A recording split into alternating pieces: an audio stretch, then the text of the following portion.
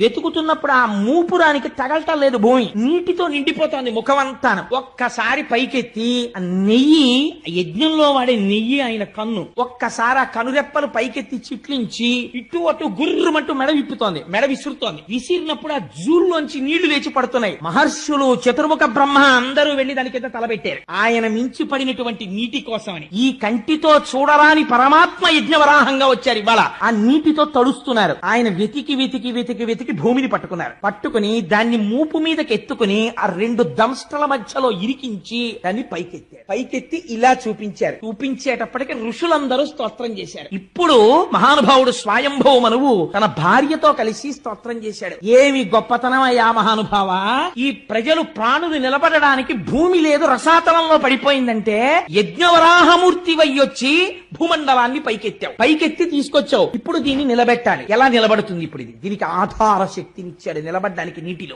ఆధార శక్తినిచ్చి మూపురం మీద ఇలా ఉంచి కింద పెట్టాడు. కింద పెట్టి మూపురాన్ని పైకెత్తి నిలబడి ఇలా భూమండలాన్ని గోళ రూపంలో పైకెత్తితేట ఉడమి తల్లి పొంగిపోయిందిట భూదేవి. ఆహా, ఏమి అదృష్టం, నా అదృష్టం, నా స్వామిని తన మూపురంతో పైకెత్తాడని గాఢంగా ఆలింగనం చేసుకుందిట. తత్ఫలితమే నరకాసురుడు జన్మించాడు. అది ఎందుకు అలా పుట్టాడో, ఎందుకు భూదేవి సత్యభామగా వచ్చిందో అక్కడ చెప్తాను ఆ విశేషాలు. అందుకని ఆ యజ్ఞవరాహమూర్తి రూపంలో పైకెత్తాడు. పైకెత్తి ఆ భూమిని, ఆ ఆధారం శక్తినిచ్చి నిలబెడితే వీళ్ళందరూ స్తోత్రం చేసి, అయ్యా ఈ కంటికి కనపడనటువంటి వాడివి, జన్మనెత్తవలసిన అవసరం లేని వాడివి, ఒక స్వరూపమును పొందవలసిన రూపము లేని వాడివి, చతుర్ముఖ బ్రహ్మనంతటి వాడిని తప తప తపించని సృష్టి చేయించిన వాడివి, ఇవాళ మైథున సృష్టి కొనసాగి ప్రాణులు నిలబడ్డానికి ఆధారభూతమైన భూమిని పైకి తీసుకొచ్చి నిలబెట్టి మహోపకారం మొట్టమొదట చేశావు. ఇటువంటి యజ్ఞవరాహమూర్తికి మా నమస్కారం అని ఆయన పాదములకు శిరస్సులు ఉంచి నమస్కరించి మనఃపుష్పములను ఆయన పాదముల మీద వేశారు. వేస్తే స్వామి వారందరికీ అభయిస్తున్న సమయంలో